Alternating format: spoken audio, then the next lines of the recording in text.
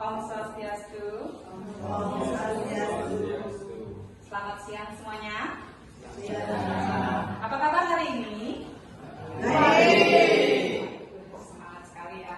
Terima kasih sebelumnya kepada Ibu Kepala Sekolah yang sudah memberikan waktunya dan kesempatannya kali ini ketika kami berdua melakukan suatu kegiatan yang akan kami lakukan. Terima kasih juga kepada rekan-rekan guru yang sudah berkenan untuk meluangkan waktunya juga di sini bersama-sama, walaupun banyaknya tugas dan administrasi yang harus diselesaikan, namun kegiatan kali ini semoga juga bisa bermanfaat yang kami berikan, yang kami diskusikan, yang kami sharingkan, dan kami harapkan semoga dalam kesempatan ini kami bisa berbagi untuk kegiatan. Saya, Niketut Aismayani, CGP Angkatan 10, ingin berbagi tentang kegiatan menyebarkan pemahaman dan penerapan pengalaman budaya positif bersama rekan saya, Yang Titin Agus Dewi, calon guru penggerak angkatan 10, dasar dari SD Baru. Nah, di sini kami berdua ingin berkolaborasi, Di mana penyaji pertamanya nanti akan disajikan oleh Ibu Niketut Aismayani, dan sesi kedua diisi oleh yang sendiri, Bu Titin Agus Dewi. Berkenan untuk teman bapak-bapak ibu semua di sini untuk mengikuti kegiatan sharing kita hari ini, diskusi kita hari ini. Nah, di mana sesi pertama akan diisi langsung oleh Bu Rani. baik dilanjut ya Bapak, terima kasih untuk kesempatannya. Menyebarkan pemahaman dan penerapan pengalaman budaya positif yang kami susun berdua secara kolaborasi, yaitu bersama Ibu Titin dan Bu Raya. Tujuan pendidikan menurut filosofi Tiaga Dewantara. Jadi tujuan pendidikan adalah menuntun segala kodrat yang ada pada anak-anak agar mereka dapat mencapai keselamatan dan kebahagiaan yang setinggi-tingginya, baik sebagai manusia maupun sebagai anggota masyarakat. Oleh sebab itu, pendidikan itu hanya dapat menuntun tumbuh atau hidupnya kekuatan kodrat yang ada pada anak-anak, agar dapat memperbaiki lakunya, bukan dasarnya. Hidup dan tumbuhnya kekuatan kodrat anak. Di sini saya belajar banyak tentang pendidikan saat melakukan pendidikan. Ketika saya mendapatkan itu, saya belajar bahwa seorang guru itu adalah sebagai penuntun, bukan penuntut. Penuntut dalam artian siswa dituntut untuk bisa A, bisa B, bisa C, dan bisa cerdas, bisa harus ini itu, tidak seperti itu. Tetapi seorang guru memberikan tuntunan dan arahan kepada anak-anaknya untuk mencapai hal yang mereka harapkan sebagai kebahagiaan ke depannya, di mana seorang guru itu menuntun anak-anak seperti bakat mereka, kemampuan mereka dalam berperilaku,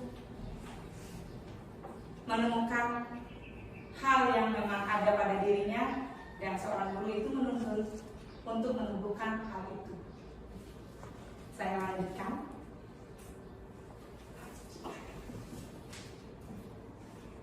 Budaya positif. Mungkin Bapak Ibu semuanya sudah mengenal budaya positif. Di sini kami berdua ingin memberikan pemahaman menurut kami budaya positif di sekolah, yaitu nilai kebiasaan di sekolah yang berpihak pada murid agar mereka dapat berkembang menjadi pribadi yang kritis, penuh hormat, bertanggung jawab sesuai dengan profil pelajar Pancasila. Ketika seorang guru memberikan tuntunan, arahan, nah, sebagai perkembangan pribadi yang kritis sudah tentunya adalah harapan terbesar bagi seorang guru untuk mewujudkan hal itu dengan arahan dan tuntunan sesuai dengan kodrat dan bakat yang dimiliki oleh anak-anak, sehingga anak-anak memiliki pribadi yang kritis, penuh hormat, bertanggung jawab atas apa yang mereka lakukan, baik untuk dirinya, untuk teman-teman lingkungan, bahkan ketika mereka menjadi sebagai warga masyarakat yang sesuai dengan profil pelajar Pancasila.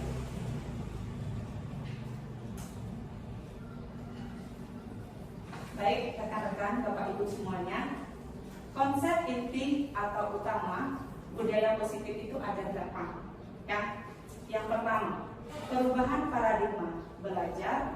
Yang kedua, disiplin positif. Yang ketiga, nilai-nilai kebajikan. Yang keempat, kebutuhan dasar manusia.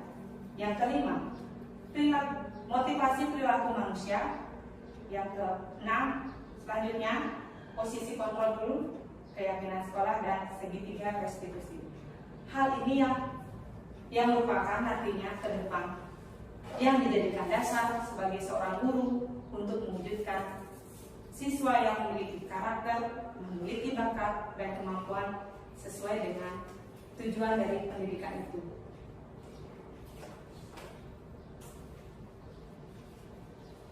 Yang pertama, perubahan paradigma belajar.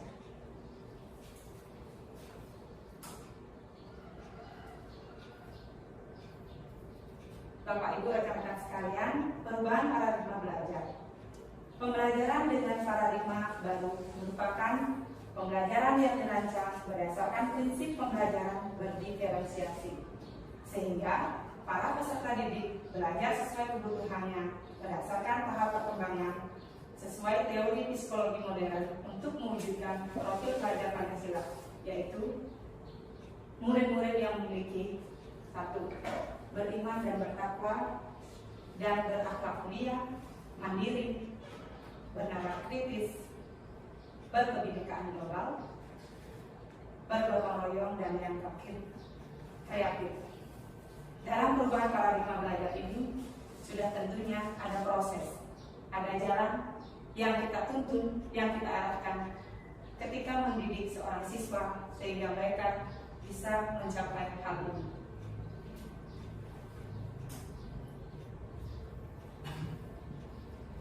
Miskonsepsi tentang teori kontrol. Jadi biasanya mungkin semuanya pernah melakukan hal ini.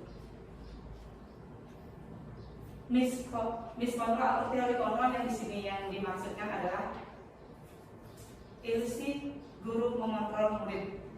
Kita memberikan tekanan. Nah, itu yang tidak diharapkan dalam pendidikan kita sekarang. Yang kedua, ilusi bahwa orang dewasa berhak memaksa. Apa yang kita inginkan seperti tadi, menuntut, itu tidak diharapkan lagi, tetapi kita menuntut, mengarahkan, membimbing lebih tepatnya. Kemudian, ilusi bahwa semua penguatan posisi efektif dan bermanfaat. Jadi apapun yang kita terapkan seperti biasa yang kita mungkin lakukan sebagai guru sebelum-sebelumnya, dan saya juga melakukan hal itu. Nah, ketika mendapatkan pendidikan ini, pemikiran, pemahaman saya menjadi berubah. Di sini kita tidak menekankan bahwa seorang anak harus mencapai misalnya nilai yang harus ditentukan adalah seperti ini. Anak-anak harus tuntas. Tetapi dalam pendidikan sekarang tidak seperti itu. Kita menuntun sifatnya lebih memuatkan, lebih memberi, lebih mengarahkan. Kemudian, ilusi bahwa kritik dan membuat rasa bersalah mampu menguatkan karakter dewasa berhak memaksa. Ketika kita menghadapi suatu hal atau keadaan di mana siswa, mungkin ya Bapak Ibu pernah, mungkin setiap hari seperti itu. Anak-anak kita datang ke sekolah, ada yang terlambat. Nah, ini sudah salah satu hal yang bersifat salah mungkin bagi kita. Tapi ketika mereka datang dengan keterlambatannya, pikirkan hal yang positif dulu. Kenapa? Apa yang menyebabkan? Terus cari tahu dulu, lalu kita menanyakan dan memberi solusi, bukan menghukum. Kenapa kamu datang terlambat? Kenapa tidak tertib dengan aturan? Bukan seperti itu.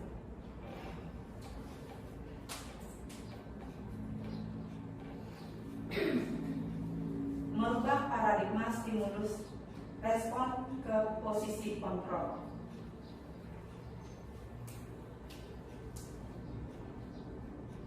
Stimulus respon dan teori kontrol. Di sini berbeda Bapak Ibu. Secara yang pertama, realita atau kebutuhan kita sama dalam segi stimulus respon. Tetapi dalam teori kontrol, realita atau kebutuhan kita berbeda. Yang kedua, semua orang melihat hal yang sama. Dalam hal sisi teori kontrol, itu setiap orang memiliki gambaran yang berbeda. Kita mencoba mengubah orang agar berpandangan sama dengan kita.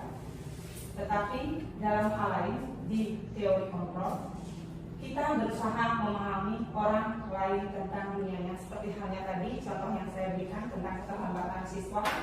Kemudian berperilaku buruk dilihat sebagai suatu kesalahan. Itu sudah membuat seseorang mungkin merasa sedih, kecewa, dan sebagainya. Namun dalam teori kontrol, semua perilaku memiliki tujuan. Makanya kita cari tahu, cari pendapat, dan baru temukan solusi. Orang lain bisa mengontrol saya. Dalam teori kontrol, hanya Anda yang bisa mengontrol diri Anda.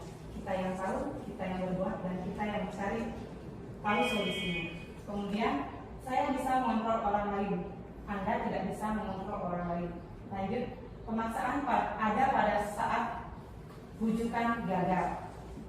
Ketika dia sedih, ketika dia kecewa, baru kita mendekati, merangkul, itu tidak seperti itu. Sekarang dalam teori kontrol, kita berkolaborasi, berdiskusi, dan konsensus menciptakan pilihan-pilihan baru, menemukan hal-hal baru. Kemudian model berpikir menang atau kalah. Dalam teori kontrol, model berpikir menang dan menang.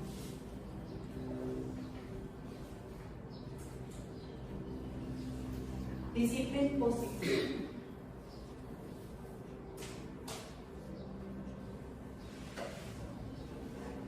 Disiplin positif. Disiplin berasal dari kata disiplina, yang artinya belajar. Disiplin mengacu pada disiplin diri yang memiliki tanggung jawab terhadap apa yang dilakukan berdasarkan nilai yang diyakini. Sebagai pendidik, tujuan kita adalah menciptakan peserta didik yang memiliki disiplin diri sehingga mereka berperilaku mengacu kepada nilai-nilai kebajikan yang universal dan memiliki motivasi intrinsik dalam perubahan, berperilaku ke arah yang lebih baik. Nah, disinilah kuncinya disiplin positif itu diterapkan di sekolah, pada diri anak-anak, pada diri kita, dan semuanya. Karena kenapa? Disiplin positif merupakan satu cara penerapan disiplin yang bertujuan untuk menumbuhkan kesadaran serta memberdayakan peserta didik tanpa imbalan penghargaan atau reward. Jadi kita lebih berapresiasi, memberikan apresiasi dengan aksi nyatanya seperti apa dijelaskan. Dan ancaman atau hukuman, di mana disiplin adalah kemampuan memerintah diri sendiri dalam mengontrol dan menguasai diri untuk memilih tindakan yang mengacu pada nilai-nilai yang kita hargai dengan penuh tanggung jawab tanpa terperintah oleh orang lain. Nilai-nilai yang kita hargai adalah nilai kebajikan yang bersifat positif.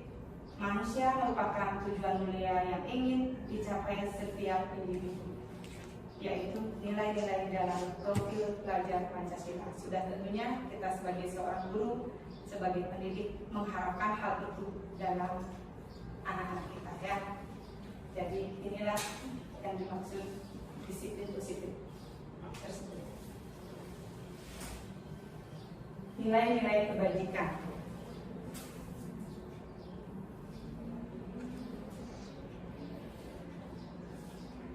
Nilai-nilai kebajikan, nilai yang disepakati bersama, terlepas dari suku, bangsa, agama, bahasa maupun latar belakangnya.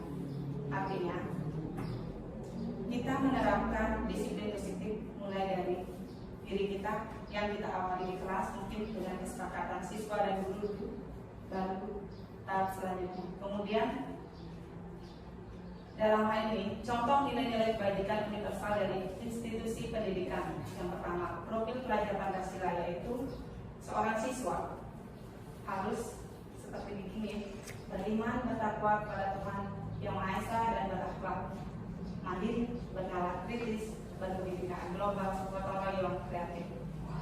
Kemudian, Economic Yes Program atau PIP adalah sebuah toleransi rasa hormat, integritas, mandiri, menghargai, antusias, empati, keingintahuan, kreativitas, kerjasama, percaya diri, dan komitmen.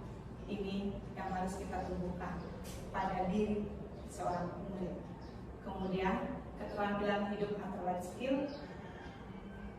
Hal ini dilakukan karena dapat dipercaya, lurus hati, pendengar yang aktif, tidak merendahkan orang lain, dan memberikan yang terbaik dari diri untuk diri, baru dikembangkan untuk orang lain. Kebutuhan dasar manusia dilanjutkan.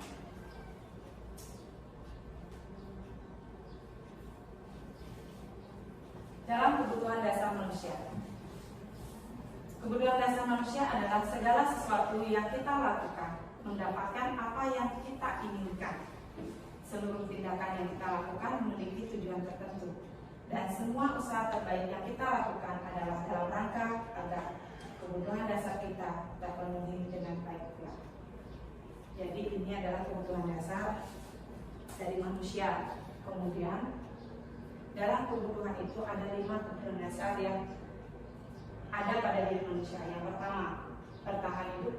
Itu meliputi seperti mendapatkan makanan, pakaian, tempat tinggal, keamanan, kesehatan. Kemudian yang kedua, kasih sayang dan rasa diterima. Rasa diterima, dipedulikan, berbagi, kerjasama, menjadi bagian dalam kelompok. Kemudian penguasaan, harga diri, keinginan untuk dianggap memimpin, berprestasi, diakui, didengar. Kemudian kebutuhan berikutnya adalah kebebasan, mandiri, memiliki pilihan, mencoba hal baru, maupun mengendalikan arahan diri. Kemudian kesenangan, beriman, bermain, humor, antusias, tertawa. Nah, ketika 5 dasar ini sudah terpenuhi, sudah tentunya seseorang atau kita bahkan murid akan merasa bahagia pada dirinya.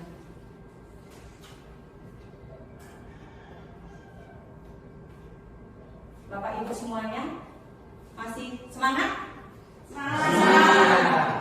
Tepuk tangannya dong. Oke, di sini biar tidak ngantuk, yang ingin berbagi satu kasus. Coba Bapak Ibu bisa baca dulu, pahami dulu, nanti. Oke,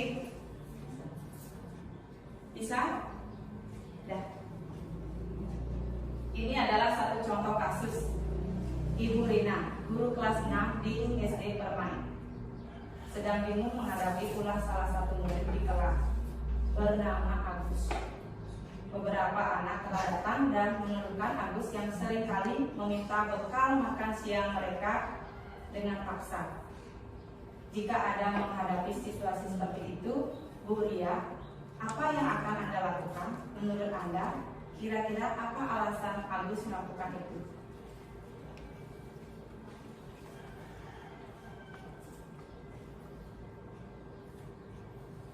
Jadi analisis kasus yang dilakukan dalam konteks penerapan disiplin positif Ibu Ria, sebaiknya yang pertama seperti tadi, kita mencari tahu dulu alasan kenapa Agus melakukan tindakan tersebut, agar kita memahami dulu keadaan siswanya kita sendiri, ya. Kemudian kebutuhan yang mana yang sedang berusaha dipenuhi oleh Agus, seperti yang 5 kontrol tadi, yang mana yang dia mau penuhi. Terlihat di sini, yang pertama, Agus lapar, mungkin ya dari sisi 5 kontrol yang tadi. Agus lapar dan orang tuanya tidak membawakannya bekal makan siang. Ini secara subjektif. mungkin dalam ilusi yang kedua, teman Agus jadi perhatian Agus karena dia ingin love Ibu.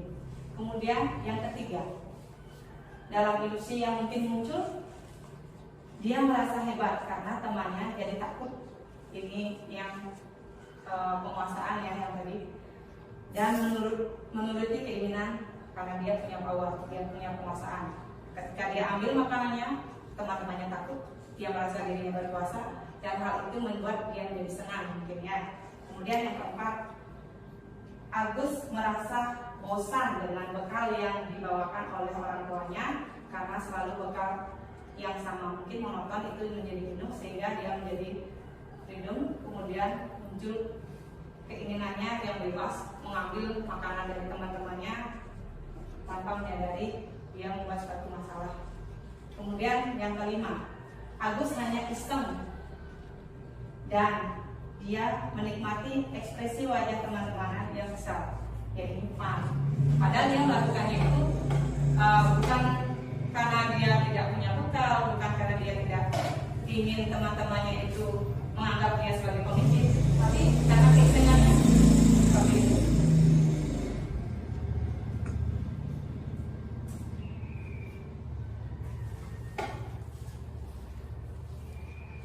Nah, di sini sesuai dengan yang tadi kasus yang sudah dipaparkan, kasus Ria tadi sudah ditemukan posisi-posisinya. Kemudian Bapak Ibu yang sekarang saya berikan satu kasus yang mungkin menjadi suatu masalah. Anggap di sini di sekolah kita mengalami suatu kasus seperti ini.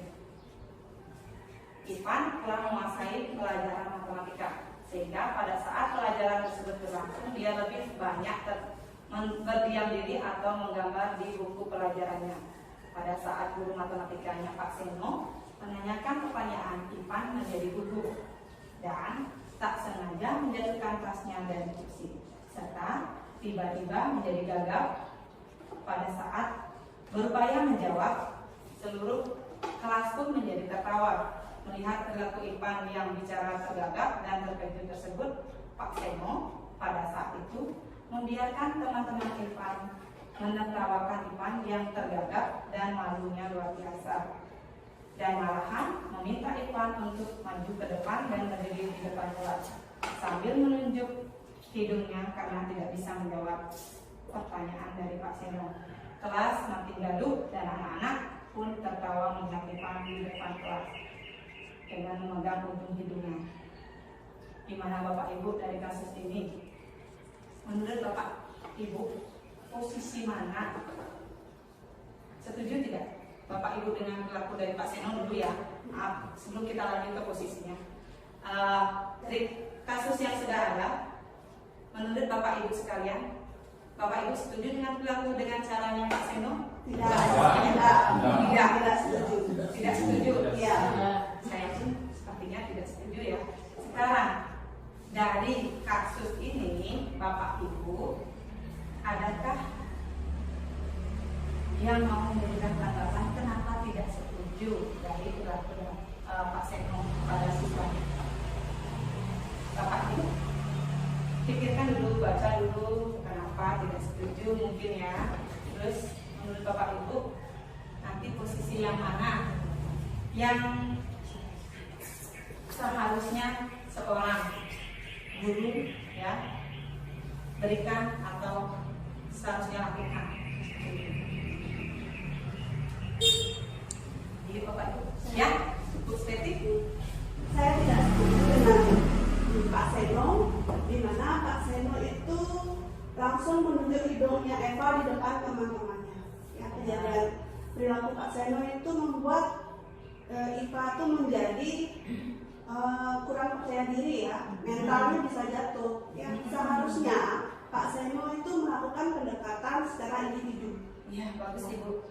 Jadinya Eva itu bisa tidak malu dengan teman-temannya. Seperti itu menurut saya. Wah, bagus ya tanggapan dari Bu Sveti. Tepuk tangan Bu. Jadi di sini Bu Sveti sudah mulai bisa ya memahami tentang posisi dan kesalahan. Seharusnya berperilaku yang seperti apa terlebih dahulu pada siswa. dan sebagainya. Kemudian yang lainnya ada tidak? Mungkin yang mau memberikan.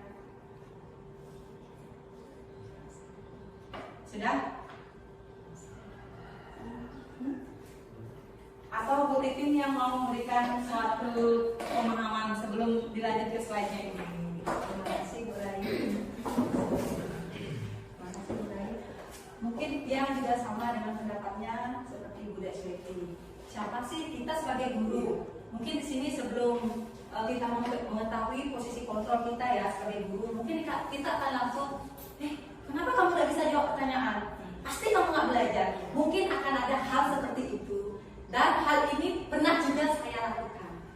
Ada beberapa anak yang tidak mengerjakan soal, tidak mengerjakan PR, saya langsung tegur, to the point, saya langsung tegur anak tersebut seperti itu. Tanpa saya tahu alasannya apa sih, kenapa sih anak ini tidak membuat PR, atau kenapa sih anak ini tidak bisa mengerjakan soal ini. Kita tidak menggali seperti ini. Nah, saya sangat tidak setuju dengan apa yang dilakukan oleh Pak Sinu di sini.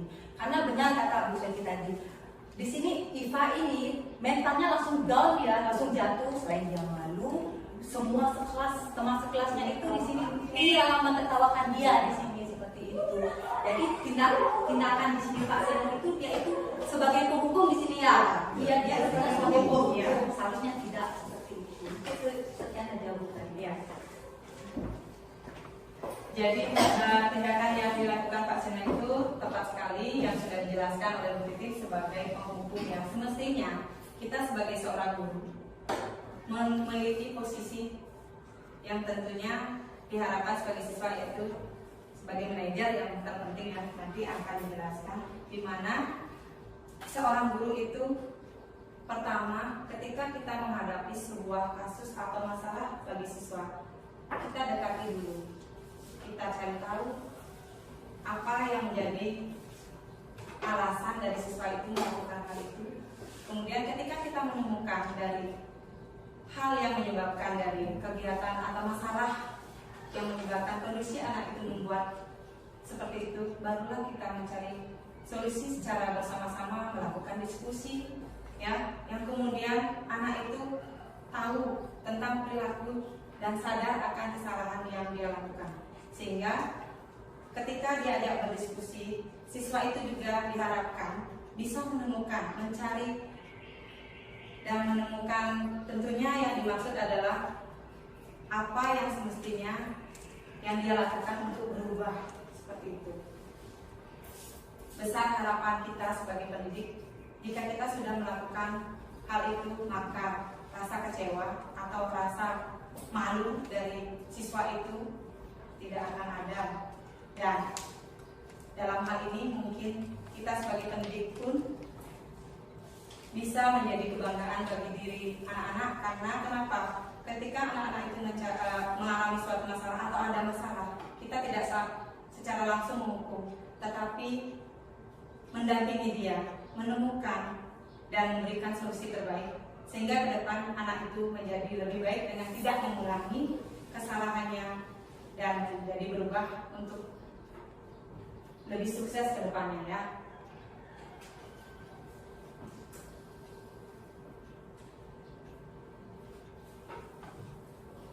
Identitas gagal dan identitas sukses. Di sini ada dua. Yang pertama hukuman, kemudian disiplin. Dalam disiplin pun ada dua, konsekuensi dan restitusi. Yang dalam segi hukuman, sesuatu yang menyakitkan harus terjadi. Semestinya dalam identitas kasus disiplin, sesuatu itu harus terjadi. Kemudian dalam tahap restitusi merupakan pilihan, jadi tidak secara langsung menyakiti, tidak nyaman atau untuk murid atau anak untuk jangka panjang, karena mereka mungkin dalam masalah yang tadi ya, merasa trauma mungkin ya, terus seperti itu. Kalau kita melakukan hal yang seperti itu terus menerus, nah di sini identitas itu yang dimaksud adalah tidak nyaman untuk murid atau anak untuk jangka waktu pendeknya. Jadi mereka secara langsung menemukan solusi yang di sini. menguatkan untuk murid atau anak dalam jangka waktu panjang. Ketika mereka sudah mendapatkan solusi, menjadi tahu kesalahannya dan tidak mengulang lagi. Dalam sisi hukuman, korban mendapatkan keadilan. Kemudian dalam identitas itu korban bisa diabaikan, dan dalam segi restitusi korban mendapatkan ganti. Murid atau anak akan tersakiti. Yang di sisi identitas, murid atau anak dibuat tidak nyaman. Kemudian secara restitusi, murid atau anak mendapatkan penguatan di sini. Nah, di sini yang terpenting dalam segitiga restitusi. Ketika seorang guru menemukan masalah, kita ajak mencari solusi dan mereka tahu penyebab dan mencari tahu bagaimana caranya memecahkan. Perilaku pasif agresif meningkat karena kita terus menghukum, jadi anak-anak itu akan semakin seperti itu, semakin bahkan lebih yang tidak kita harapkan. Jadi anak-anak itu semakin kecewa, semakin sedih, bahkan tidak mau tahu lagi tentang apa yang diberikan. Penguatan hanya bertahan dalam jangka waktu pendek kalau dalam konsep konsekuensi saja diberikan. Kemudian kalau dalam restitusi, murid belajar untuk bertanggung jawab tentang perilaku kesalahannya, jadi dia sadar di sini. Kemudian dari kesadarannya dia akan merasa malu untuk mengulang seperti itu.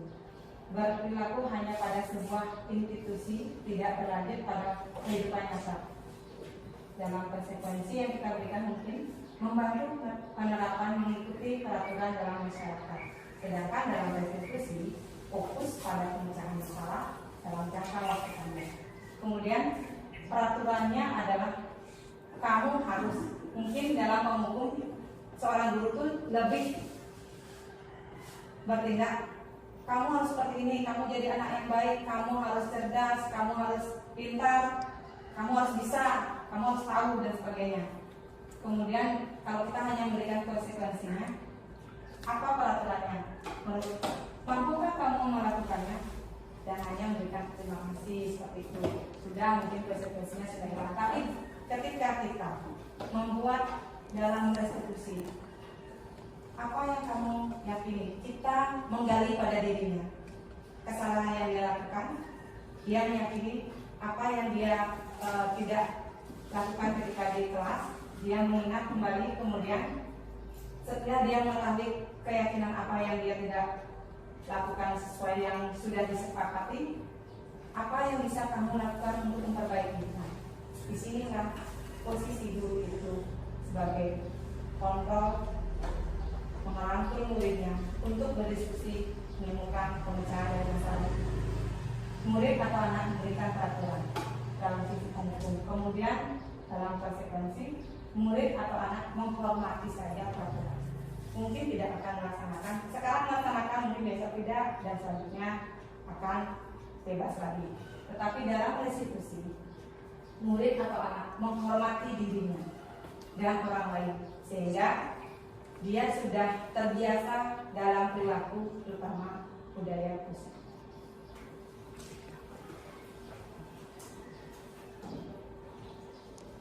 Motivasi perilaku manusia. Motivasi adalah dukungan atau gerakan apa yang ditimbulkan untuk diri kita melakukan sesuatu. Nah, di sini akan dilanjutkan oleh rekan saya, yaitu Ibu Titin Mustini. Ibu Titin, silakan. Terima kasih Bu Nadia atas waktunya. Ya, Bu. Selamat siang Bapak Ibu. Siang. Mungkin di sini karena kita tergabung dari beberapa SD, mungkin ada di sini yang belum kenal Tiang, mungkin ya. Tiang ulang lagi untuk perkenalan diri, karena tadi tiba-tiba spontan ya mulainya ya. Jadi Tiang tiba-tiba kaget gitu tadi. Nah, sebelum lanjut ke materi, izinkan saya untuk memperkenalkan diri, tapi sebelumnya terima kasih untuk waktunya Ibu Kepala Sekolah karena sudah meluangkan waktunya di sini meninggalkan submitingnya tadi demi kegiatan diskusi hari ini. Beserta Bapak Ibu hebat kalian di sini, terima kasih banyak sudah mau dan meluangkan waktunya bisa berkumpul di sana. Nah, sedikit saya memperkenalkan diri. Nama saya Titin Agustini Dewi. Di sini saya berdiri sebagai calon guru penggerak angkatan 10 dari Kabupaten Gianyar. Saya bertugas di SD Negeri 2 Lebih. Nah, di sini saya didampingi oleh Bu Rai menyajikan pemaparan materi kita tentang budaya positif. Nah, di mana tadi sudah sebagian dijelaskan atau dipaparkan oleh Bu Rai-nya. Nah, di sini saya melanjutkan. Tapi sebelum saya lanjutkan, saya mohon izin dulu di sini ya Bapak Ibu, khususnya Ibu Kepala Sekolah. Di sini kami berdua tidak merasa kalau kami itu paling mampu, tidak merasa kalau kami itu banyak ilmu, paling pintar, tidak. Tapi semata-mata kami berbagi, sharing di sini mengenai apa yang sudah kami pelajari di pendidikan guru penggerak seperti itu. Nah, dengan harapan setelah sharing ini kita sama-sama paham, sadar apa sih itu budaya positif yang nanti bakalan kita terapkan di sini untuk anak didik kita seperti itu. Nah, untuk mempersingkat waktu, yang lanjut aja nanti materi selanjutnya itu tentang motivasi perilaku manusia. Nah, mungkin aku panjang lebar juga yang jelaskan karena di sini semua Bapak Ibu hebat, deh. Nah, motivasi apa sih itu motivasi?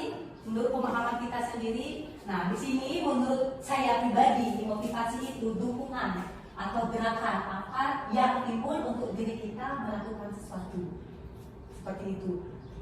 Intinya di sini kita menanamkan hal positif pada diri kita sendiri untuk memotivasi diri kita sendiri menuju arah yang lebih baik seperti itu.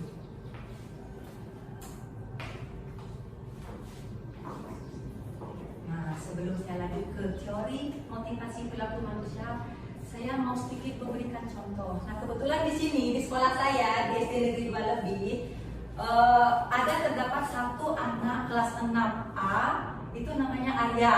Ya, Bu Setia. Namanya Arya. Kebetulan Arya ini dia itu hobi sekali berenang. Dia hobi sekali berenang dan kebetulan kemarin dia juga mewakili Kabupaten Gianyar ya Pak Ardito. Nah, mewakili Kabupaten Gianyar untuk lomba renang. Kalau nggak salah dia dapat juara berapa Pak Ardito? Wah, juara 3. Hebat kan namanya kita di sini. Nah, di sini yang perlu kita bayangkan, misalnya posisi kita itu ada di posisi Arya. Pemikiran Arya. Pertama ya, pemikiran Arya ya. Saya ikut renang. Sebenarnya sih saya nggak pengen ikut renang.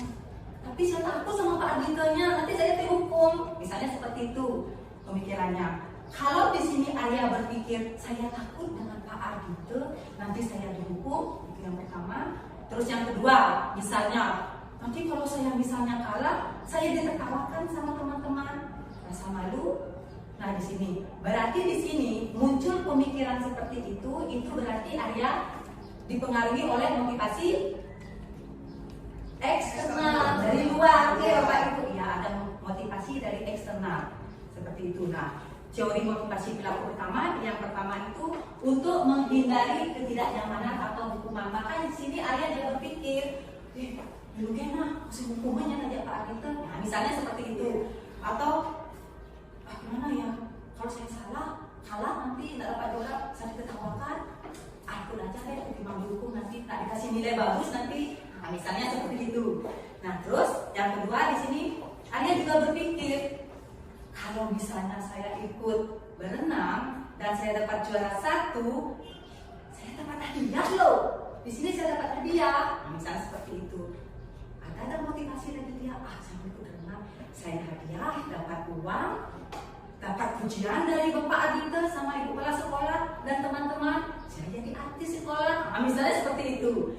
Terus yang kedua, selain itu saya mau nargetin ini SMP favorit. Siapa tahu kalau saya dapat juara, saya bisa mendapatkan SMP favorit.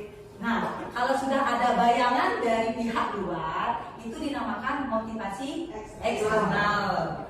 Nah, tapi semisalnya kalau di sini Arya berpikir, saya memiliki hobi renang, terus saya mau ikut renang biar saya lebih percaya diri, biar saya bisa mengasah skill saya. Nah, misalnya seperti itu, mengasah skill saya lebih bisa berkembang. Nah, di sini tanpa ada faktor dari luar, di sini Aryanya itu sudah memunculkan sendiri dia. tergerak dari hati nuraninya. Kalau sudah tergerak dari hati nuraninya, ini dinamakan dari internal, dari dalam dirinya sendiri. Ya, benar kan begitu Bu Seti? Nah, untuk selanjutnya, nah di sini ada 3 tindakan Bapak Ibu. Nah, mungkin ada beberapa Bapak Ibu yang masih asing, atau mungkin sebagian hampir semua kayaknya sudah paham, pernah dengar ya kata-kata ini. Yang pertama ada hukuman, yang kedua ada konsekuensi, yang ketiga ada restitusi. Jujur ya, saya pribadi ini ya, saya baru tahu restitusi itu setelah saya ikut kegiatan program pembelajaran guru penggerak. Baru saya mendalami sekali apa sih itu restitusi, bagaimana sih program proses restitusi itu sebenarnya. Seperti itu Bapak Ibu. Nah, yang pertama hukuman. Nah, hukuman bagaimana sih? Apa sih itu hukuman? Biasanya kita sebagai seorang guru di sini, kalau misalnya anak kita bermasalah, ada masalah, kita langsung tembak langsung, kayak contoh yang tadi kasus punyanya Bu Rai, langsung kita tembak langsung. Kenapa kamu tidak ikut olahraga? Nggak mau ikut olahraga. Nggak boleh seperti itu, lari kamu. Nah, misalnya seperti itu kan sudah langsung hukuman tanpa terencana, tanpa tertulis, langsung spontan. Karena di sini guru bertindak sebagai penghukum, seperti itu. Terus yang kedua, murid tidak tahu apa yang terjadi. Nah, otomatis jangankan murid, guru lain pun tidak tahu. Misalnya di sini saya sebagai wali kelas 5, ada salah satu anak didik saya yang melakukan pelanggaran, misalnya tidak bawa atribut pada saat upacara. Saya spontan langsung menyuruh anak itu untuk berdiri di depan. Yang bendera dihukum, mohon yang bendera di sini. Apakah Bapak Ibu tahu apa hukuman yang akan saya lakukan untuk anak saya? Tidak. Apalagi anak, justru dia kan tidak tahu. Ini kan kerjaan apa yang saya dikasih hukuman ya sama Bu Titin ya, misalnya seperti itu. Lanjut, nah di sini bersifat satu arah. Hanya penghukum saja yang tahu apa hukumannya itu yang akan diberikan kepada anak itu. Nah selanjutnya berupa hukuman fisik dan psikis. Seperti yang bilang tadi, tidak hanya fisiknya yang kelelahan, yang capek, yang letih, tapi di sini misalnya contohnya, ibu kecewa sama kamu, ibu seperti ini. Ini langsung nembak ke psikisnya, anak itu merasakan, aduh, Titin sampai seperti ini dia loh. Berarti saya sudah salah ini. Nah, misalnya seperti itu.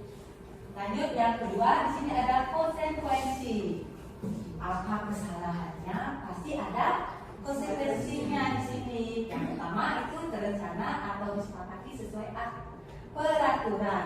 Nah, biasanya di sini konsekuensi ini, di sini kita kan sudah membuat peraturan kelas ya, buat peraturan kelas ya, belum keyakinan kelas, baru peraturan kelas ya. Nah, di sini pada saat kita membuat peraturan kelas itu tidak hanya satu pihak aja, kita guru enggak kan, melainkan kita rembukan bersama-sama. Misalnya tidak boleh kata terlambat, terus hukumannya atau konsekuensinya apa tuh? Ini tidak saya sendiri sebagai guru untuk apa istilahnya memutuskan hukum apa konsekuensi itu, melainkan dirembukan dengan anak-anak juga kita catat. Misalnya tidak buat PR, apa konsekuensinya? Masuk toilet misalnya. Tapi bukan dari kita tidak boleh, bukannya tidak boleh, tapi kita arahkan diri anak untuk mengeluarkan idenya. Karena apa? Karena di sini anak yang sebagai sasaran untuk menanggung konsekuensinya tersebut.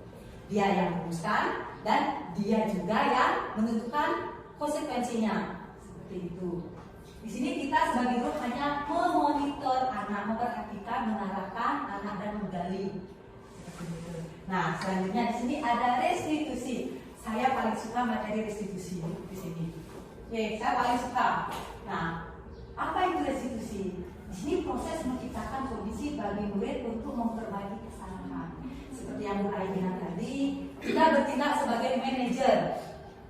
Pasalnya dia kemarin yang belum ada di tahap manajer, dia baru proses sebulan 2 bulan kemarin ya Bu Raya, sebulan 2 bulan terakhir ini. Saya memposisikan saya bukan sebagai pemantau, bukan sebagai penghukum, melainkan saya berusaha memposisikan diri saya sebagai pendidik itu adalah sebagai manajer di sini.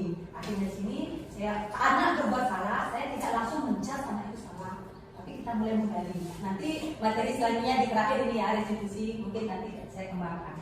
Nah, yang kedua, proses kolaborasi yang mengajarkan murid untuk mencari solusinya di sini. Nah, di sini kita hanya, kapasitas kita sebagai guru itu hanya mendorong, mengarahkan, dan menggali apa sih. Misalnya ada satu masalah, kita tidak langsung memberikan solusinya, tapi kita mengarahkan ke anak-anak, apa sih solusinya kalau kamu berbuat seperti ini? Apa sih tindakanmu selanjutnya kalau kamu melakukan hal ini? Nah, seperti itu. Kita hanya berstatus membimbing karena kita bertindak di sini sebagai manajer. Seperti itu.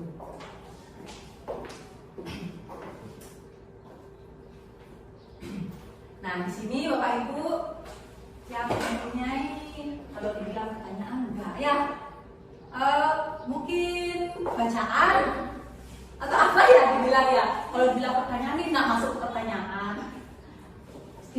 Coba yang pertama, fokus lihat.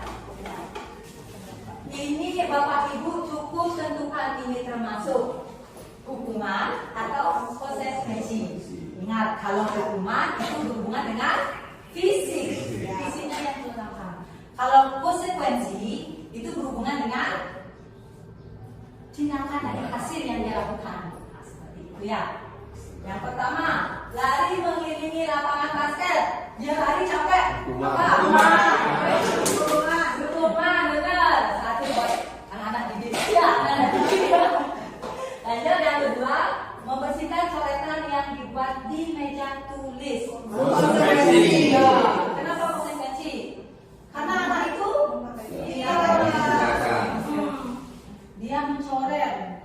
dia mencoret apa itu namanya, mejanya.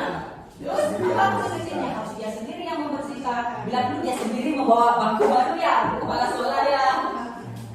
Lanjut yang ketiga, di sini murid diminta untuk push up 15 kali. Saya mau bertanya sama bapak gini, olahraga. Karena tidak mampu anak untuk push up.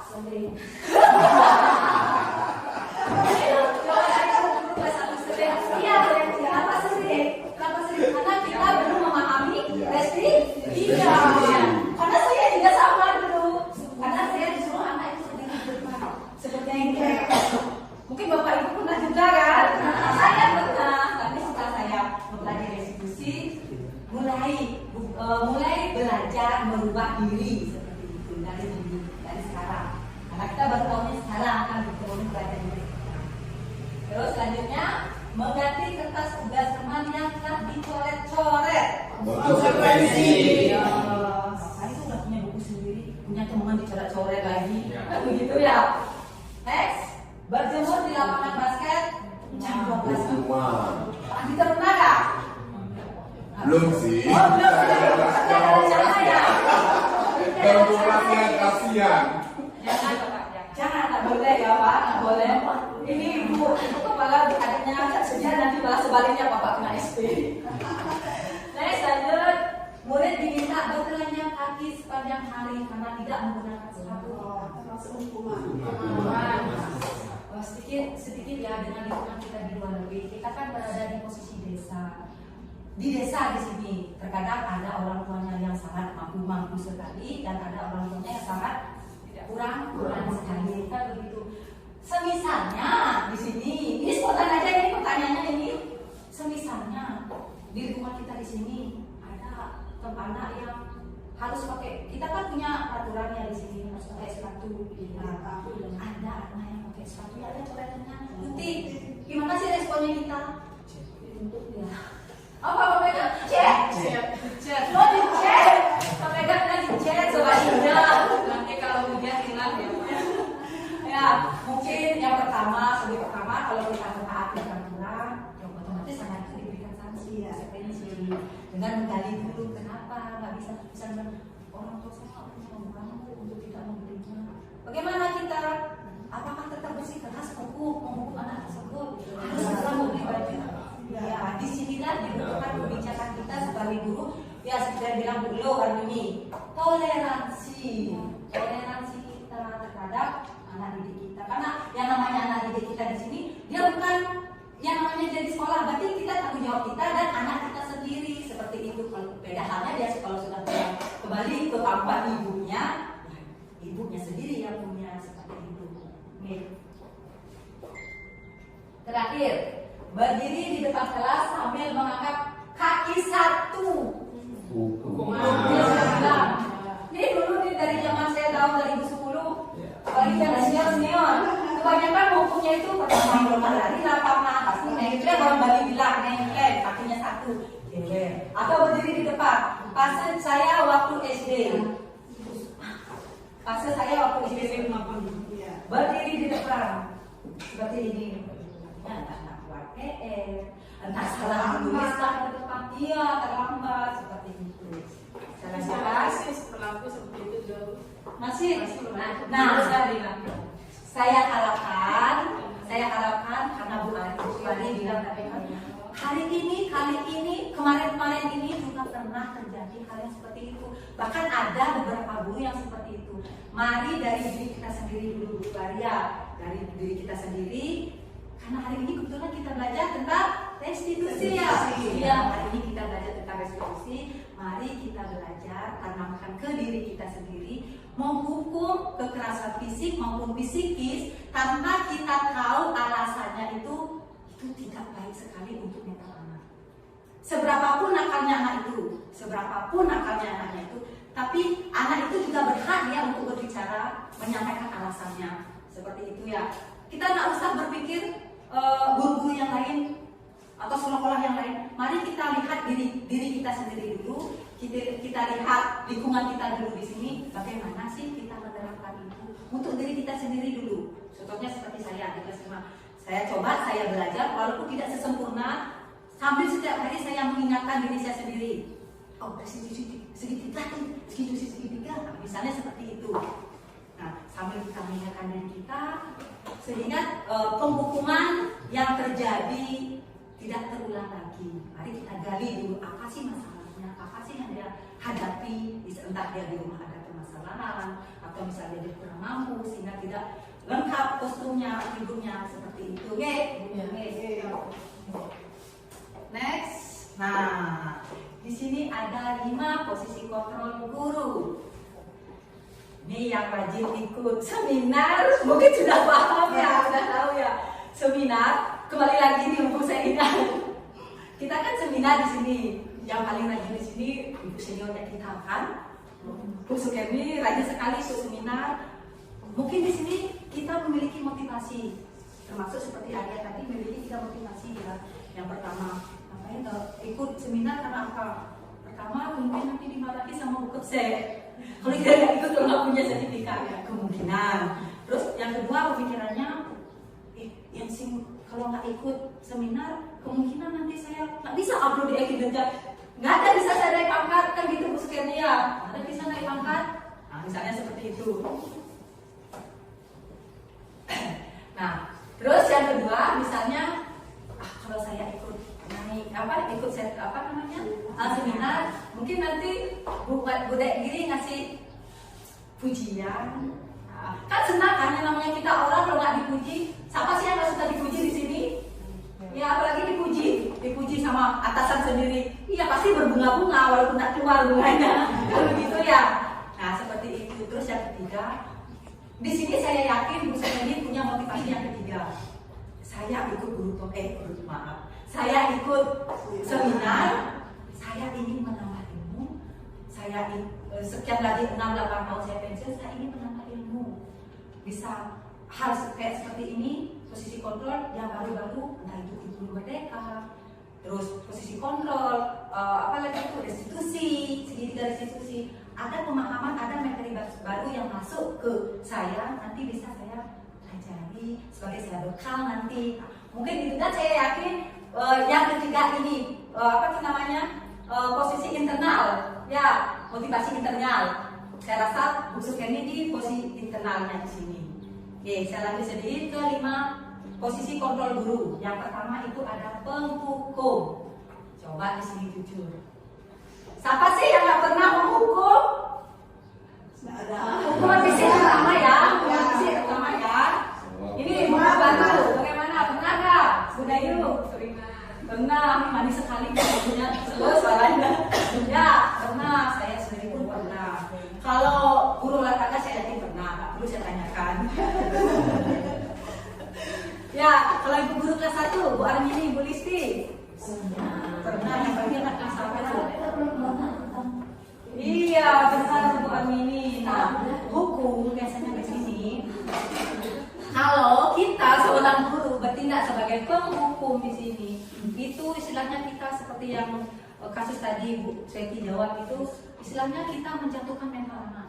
Anak merasa tidak percaya diri. Ya, kalau anak itu kebal ya, kan ada beberapa anak. Misalnya kayak di sini dia 2 lebih, ada 300-an anak. Kan tidak semua memiliki karakter yang sama, kan begitu. Masing-masing anak itu memiliki karakter yang berbeda. Seperti itu. Nah, di sini kita bertindak sebagai penghukum. Kita hanya bisa menghukum. Kita fokusnya di sini menghukum secara fisik. Kita menghukum secara fisik. Jadi kita hanya bisa menghukum. Kamu nak bawa sepatu, kamu nak bawa topi, kamu nak bawa dasi. Lari kamu, itu penghukum. Lari kamu pilih lapangan. Nada A, nada B, nada Z, langsung lari. Itu hukuman. Dimana posisinya di sini anak sebagai pelakunya ini tidak sadar, langsung spontan. Nah, itu hukuman. Yang kedua di sini ada membuat merasa bersalah. Ini sudah saya masuk, saya suka ini. Membuat rasa bersalah. Anak melakukan kesalahan, misalnya jangan tadi bilang nak bawa dasi, nak bawa sepatu. Nah, kamu kok nggak bawa dasi? Kok nggak bawa sepatu? Misalnya ya, ibu sedih sekali, ibu kecewa sekali. Kok terlalu sering sih seperti ini? Malu loh ibu sama teman-temannya ibu, sama wali kelas yang lain. Karena setiap hari Senin kamu aja terus dipanggil, kamu aja terus dipanggil. Ibu malu, ibu sedih di sini. Dengan kata-kata saya kecewa, saya sedih, otomatis di sini anak itu akan merasa, nah mungkin ya langsung seperti ini ya, pasti dia merasa bersalah karena satu kata, satu kalimat dan penekanannya, otomatis anak itu akan merasa dia, sedih. Saya kok bisa bikin ibu guru seperti ini, aku nggak enak sekali. Nah, misalnya seperti itu. Nah, itu membuat rasa bersalah. Ketimbang kita melakukan hukuman fisik, lebih baik kita fokusnya ke sini, ke poin 2. Ya, ke poin 2. Kalau sudah poin 2 nggak bisa, teman. Ayo dong, kok terus aja terlambat, kok terus aja nggak pakai dasi. Besok nggak boleh gitu, pakai dasinya. Katanya jagoan, misalnya seperti itu. Seolah-olah kita itu teman tapi memposisikan ada batasannya. Dia siswa, dia murid, dia anak didik, dan kita sebagai guru, pendidik. Yang keempat sebagai pemantau. Bapak Ibu paham tidak kalau posisi guru itu sebagai pemantau? Lihat aja. Iya, kita hanya melihat. Ayo, aku di sini. Coba di sini yang bertindak sebagai pemantau. Hanya lihat fokus, anak itu nakal. Sekali 2 kali, oke. Saya pernah praktekkan. Satu kali oke, ada laporan dari temannya. Oke, saya diamkan 3 kalinya langsung masuk. Tidak panjang lebar, tapi langsung masuk. Kamu ngapain kamu tidak pakai dasi? Kamu tidak pakai dasi. Kamu tahu kan konsekuensinya seperti apa?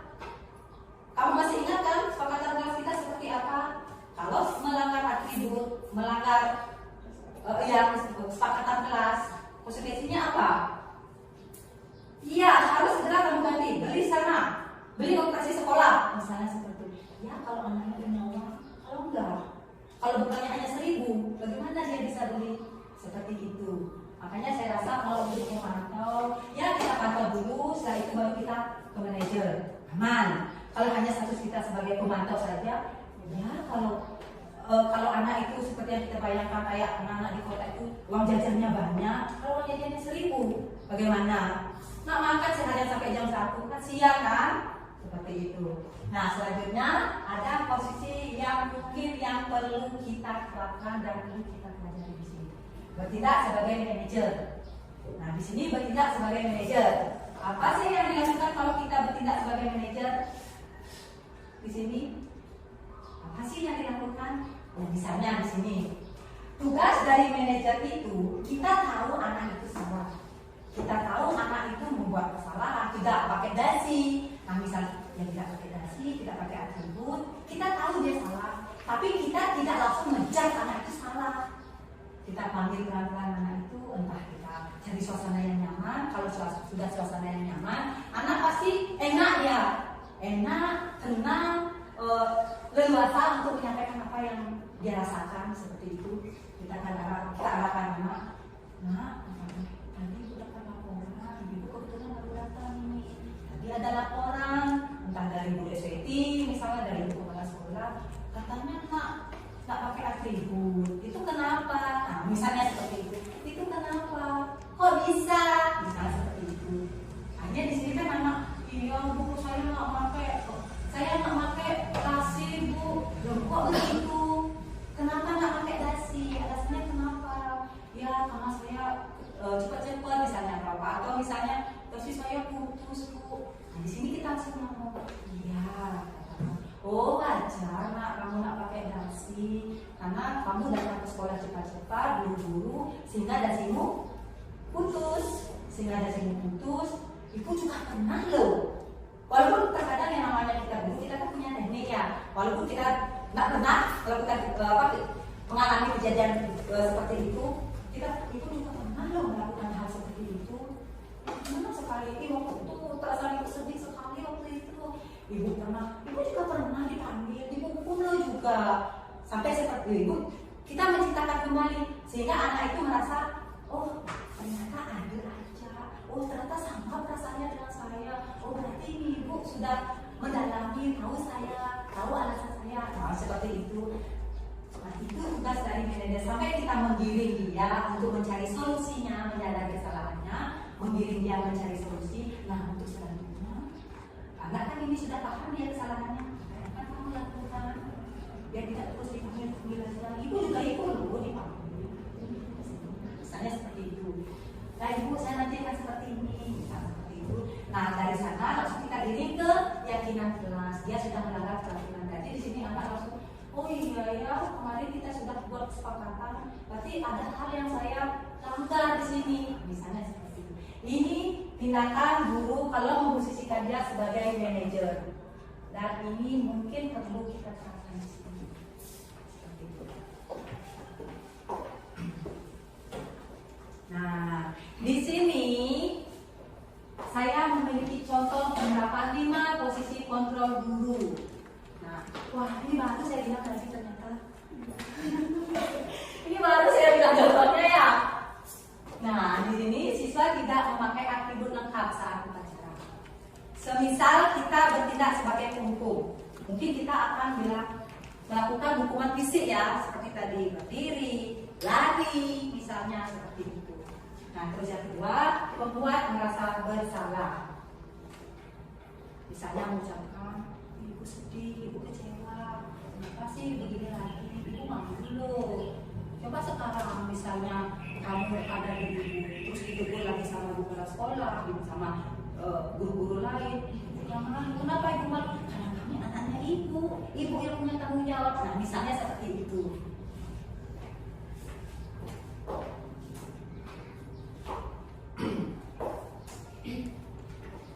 Nah, selanjutnya sebagai teman. Ini saya punya teman satu di sekolah. Dia mengkapasitas dirinya itu sebagai teman. Ini Pak Komang ya. Saya diam-diam juga memperhatikan loh Pak Komang.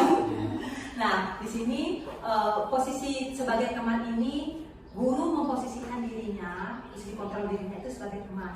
Dia ngomong seolah-olah ada fase dia memposisikan dirinya sebagai pendidik, dan ada fase guru ini bisa masuk ke lingkungan anak itu sendiri, bisa dia masuk, entah dia ada permasalahan dalam dengan teman-temannya, permasalahan dalam belajar, di sini guru bisa masuk ya. Kalau sudah gurunya memposisikan dirinya sebagai teman, mungkin anak itu akan merasa nyaman, seperti itu. Oke, lanjut. Pemantau, di sini sebagai pemantau hanya melihat, berkaca. Nah, di sini sebagai pemantau, kamu sudah melakukan peraturan sekolah, kamu tahu kan posisinya seperti apa. Kalau pemantau, dia langsung mengarah apa keyakinan kelasnya, apa peraturan kelasnya, tak bisa ditulis, langsung nembak ke sana, langsung masuk dia ke sana. Kalau kamu sudah melanggar seperti ini, konsekuensinya seperti ini. Kamu harus penuhi konsekuensi ini. Karena apa? Karena peraturan sekolah ini kamu sendiri yang buat dengan teman-teman, bukan bapak, bukan ibu, seperti itu. Lanjut, terakhir sebagai manajer.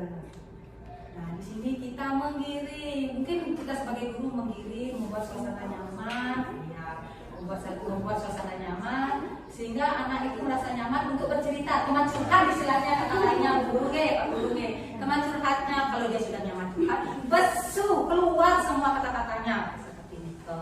Itu kita bertindak sebagai manajer. Nah, bagaimana? Ada pertanyaan mengenai posisi kontrol ini sebelum saya lanjut? Sudah. Yakin ini sudah nyaman? Sudah. Oke, saya lanjut. Saya punya pertanyaan lagi loh. Anggap aja ini kulit kacangnya. Ambil bijinya dimakan kalau enak, kalau enggak dibuang. Yang pertama, di sini ada posisi kontrol. Apakah aku, bukan yang lain, tapi diri kita sendiri ya. Yang pertama, saya kecewa sekali dengan kamu. Apa posisi kontrolnya? Membuat dasar bersalah. Ya, membuat dasar bersalah. Ini coba mulainya seperti ini. Mungkin 1 detik aja kita belajar ya. Next, yang kedua, kamu tidak pernah benar melakukannya. Apa? Kamu tidak pernah benar melakukannya. Lari kamu sekarang. Misalnya seperti itu ya. Terlihat tak ada sendiri. Lanjut yang ketiga, ayo lakukan demi ibu. Ayo lakukan demi ibu. Atau ayo lakukan demi bapak. Nah ini kita posisi kontrolnya. Nah, ayolah lakukan demi ibu. Masa nonton terus? Masa malu-maluin ibu terus? Misalnya seperti itu. Lanjut, apakah kamu mau mendapatkan stiker bintang hari ini? Sebagai pemantau. Kenapa sebagai pemantau? Karena di sini kita kan membuat sepakatan kelas. Misalnya di sini yang benar menjawab, boleh istirahat juga. Saya seperti itu. Nanti Bude jangan tegur saya ya. Terus yang kedua misalnya nilainya 100, anak-anak dapat stiker. Jadi kesepakatan bersama loh kita buat. Nah, misalnya seperti itu. Lanjut. Bagaimana kamu bisa menyelesaikan masalah ini? Bagaimana sih kamu bisa menyelesaikan masalah ini? Apa ini? Ya. Di sini statusnya dari bahasanya, dari katanya dia menggali ya. Dia menggali di sini tidak menyalahkan, tidak menghakimi, tapi dia menggali. Terakhir, kamu selalu yang paling terakhir. Apa? Kamu selalu yang paling terakhir. Disuruh apa-apa selalu paling terakhir. Berdiri kamu di depan kelas, misalnya seperti itu. Oke. Dan jawaban Bapak Ibu semuanya hebat. Yuk, kasih semangat. Saya membayangkan di kelas suasana pembelajaran seperti ini. Next, selanjutnya, nah di sini kita masuk ke keyakinan kelas. Saya yakin Bapak Ibu semua di sini, apalagi di sekolah PT Negeri 2 Lebih, itu gurunya hebat-hebat semua dengan kepemimpinan kepala sekolah yang luar biasa seperti itu. Dan saya yakin Bapak Ibu semua di sini sudah membuat keyakinan kelas. Nah, pertanyaan di sini, mengapa keyakinan kelas? Kok bukan aturan kelas? Mengapa sih harus keyakinan kelas? Yuk, mengapa? Nah, di sini sebelum kita merumuskan keyakinan kelas, sebelum kita merumuskan keyakinan kelas, terlebih dahulu kita buat peraturan kelas. Di mana peraturan kelas ini dia berupa satu kalimat, mungkin satu paragraf, mungkin satu buku ya yang anak tulis seperti di KW. Nah, ya buat satu kalimat panjang lebar seperti itu. Nah, nanti dari peraturan kelas ini akan dispesifikkan lagi, akan diciptakan lagi, akan diminimalkan lagi menjadi satu kalimat positif, satu kalimat kebajikan, yaitu keyakinan kelas. Keyakinan kelas itu sama artinya dengan kalimat kebajikan. Satu nilai kalimat kebajikan itu kalimat positif, jadi dari satu lebar kalimat diubah menjadi satu kata kalimat positif. Nah, itulah keyakinan kelas. Berarti Berarti di sini peraturan itu adalah bagian dari keyakinan kelas untuk membentuk keyakinan kelas itu sendiri. Nah, mungkin yang nggak bacakan ya, Bapak Ibu bisa lihat di depan peraturan kelas seperti apa, keyakinan kelas itu seperti apa. Seperti itu nih.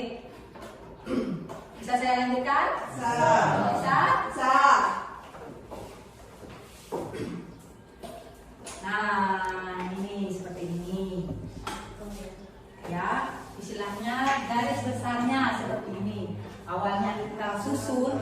Perlu diingatkan ya Bapak Ibu hebat, membuat keyakinan kelas jangan semata-mata kita sendiri dulu dengan ibu kepala sekolahnya atau kita sendiri dulu dengan rekan ibu sejawat. Tidak. Kenapa tidak boleh? Karena nanti yang menjalankan, yang melakukan itu adalah anak-anak. Maka di sini jangan juga kita juga tidak boleh memutuskan apa sih peraturan kelas yang harus kita buat. Tapi anak sendiri yang membuat, dia yang merumuskan dengan bahasa kalimatnya sendiri. Kita hanya menggiring, mengikuti, mengarahkan dia. Seperti itu. Kita buat dulu peraturan kelas, anak-anaknya dulu ini. Kalau sudah jadi peraturan kelas, bisa jadikan satu kata positif, yaitu keyakinan kelas, di mana dampaknya hanya peraturan kelas yang kalimatnya panjang menjadi satu kalimat positif, itu akan berdampak kepada lingkungan. Ya enggak? Ya, berdampak pada lingkungan yang positif. Makanya kita di sini membuat keyakinan kelas. Karena dampaknya apa? Dampaknya untuk lingkungan kita sendiri di sekolah. Tidak hanya lingkungan di kelas, tapi lingkungan kita di sekolah, warga sekolah semua di sini. Itu yang hasilnya nanti akan mencapai budaya positif. Kita tidak seperti mie instan Bapak Ibu untuk menciptakan budaya positif langsung sedot langsung jadi. Enggak. Tapi kita butuh proses hingga jadi. Kayak kita bikin bikin rendang, rasanya enak, mungkin butuh waktu yang lama. Ini juga halnya sama. Budaya positif juga butuh proses, butuh banyak hal yang direncanakan. Tidak hanya hal satu yang direncanakan hanya dengan kepala sekolah dan satu guru, 2 guru, 3 guru, nggak bisa. Melainkan kita dulu semua guru diikuti oleh anak-anak. Bila perlu kantin, bila perlu komite, kita libatkan semua sehingga kita mencapai budaya positif. Walaupun tidak sekarang kita belajar budaya positif, ayo besok kita biar jadi besok, kan tidak bisa seperti itu. Tapi kita merubah mindset, merubah karakter itu perlahan-lahan karena butuh proses. Mari kita mulai dari diri kita sendiri dulu, dari diri kita sendiri dulu, kemudian kita gerakkan anak-anak sehingga mampu kita menggerakkan semua. Seperti itu. Nah, di sini pembentukan keyakinan kelas. Mari kita sama-sama baca. Yang pertama itu ada bersifat abstrak dari pikiran anak-anak. Apa yang dia bayangkan? Saya ingin kelas impian itu ya seperti ini, tidak boleh ini, seperti itu, tidak boleh ini, no itu, dilarang ini, misalnya seperti itu. Kedua, berupa pernyataan universal, umum ya, umum dasar pemikiran yang namanya pemikiran anak SD seperti apa sih? Nah, mungkin dia mendekati pemikiran profesor atau kita, kan begitu. Pasti kalimatnya sederhana, tapi mudah dipahami. Yang ketiga, dibuat dalam pernyataan positif. Kalimatnya itu positif. Nah, mungkin kan yang dulu dibuat. Lanjut. Nah, mudah dimengerti. Next, sesuai dengan kondisi kelas. Nah, pastinya kita menyusun peraturan dan keyakinan kelas itu menyesuaikan dengan kondisi kelas kita. Seperti saya contohnya, saya dengan kelas sebelah Bu Kaji, kelas A. Tidak mungkin sama, walaupun kita di kelas 5, tidak mungkin sama situasi anak seperti apa. Contohnya anak yang hiperaktif di kelas 5B, sedangkan anak di kelas A asik kalem sekali. Itu sudah berbeda. Jadi apa yang saya susun, apa saya rancang di kelas 5B belum tentu bisa dipakai di kelas yang lain. Nah, seperti itu. Jadi di sini kita menyesuaikan kondisi dengan situasi yang ada di kelas kita sendiri. Makanya di sini kita sarankan, kita arahkan anak yang mempunyai ide kritis, bukan kita, tapi anak. Itu yang perlu digarisbawahi. Lanjut yang terakhir, nah semua warga sekolah atau warga kelas dilibatkan. Pastinya, nah mungkin saya sendiri, kita sendiri ya, sebagai guru, sebagai pendidik, hanya melakukan keyakinan kelas ini mengikuti, menciptakan budaya positif. Contohnya sini misalnya Bude aja sendiri di sini untuk menerapkan budaya positif, budayanya ada apa jam 7 kurang misalnya seperti itu. Padahal beliau kan tak pernah langsung kamu harus datang pagi-pagi ya, saya aja datang pagi-pagi kan tak pernah. Tapi di sini secara lisan tidak langsung beliau datang jam 7 kurang 10 menit. Ya kitanya gimana? Masa kita enak-enakan sih datang jam 7 lebih, datang jam setengah 8. Atasan kita sendiri aja datangnya jam 7 kurang. Masa kita bawaannya datang jam setengah 8, datang jam 8. Gimana sih rasa kita, istilahnya rasa kita menghargai, menghormati beliau sebagai atasan seperti itu. Contoh umumnya nih. Nah, lanjut materi pokok kita. Bukan materi pokok ya, materi favorit. Materi favorit, segitiga restitusi. Mungkin ini saya sampai menjelaskan ke sini, saya rasa semua udah paham. Karena tadi saling kait mengaitkan masuk ke sini dia. Oke, saya rasa semua udah paham nih segitiga restitusi di sini. Nah, segitiga restitusi apa sih itu? Apa sih itu segitiga restitusi? Nah, segitiga restitusi itu adalah satu proses menciptakan kondisi bagi murid untuk memperbaiki kesalahan mereka, sehingga mereka bisa kembali pada kelompok mereka dengan karakter yang lebih kuat, tidak jatuh, tidak down seperti itu. Nah, melalui restitusi guru dapat kita di sini kita dapat melalui restitusi ini apa sih yang kita dapat, apa sih yang perlu kita lakukan? Gitu. Yang pertama, membantu murid menjadi lebih memiliki tujuan disiplin positif. Nah, serta memulihkan dirinya setelah berbuat salah.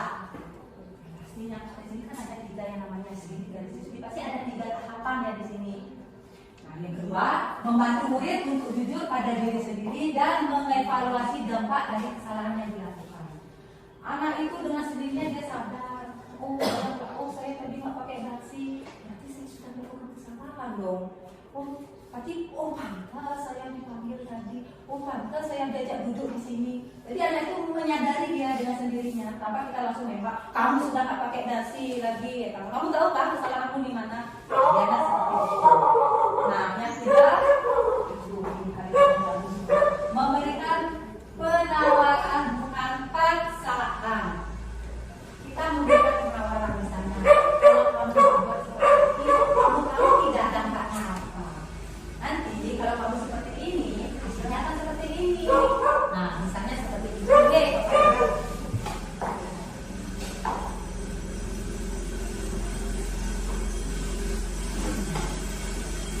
Nah, ini ada tahapan segitiga restitusi. Segitiga restitusi. Yang pertama itu ada menstabilkan identitas. Nah, tahapan pertama itu ada menstabilkan identitas.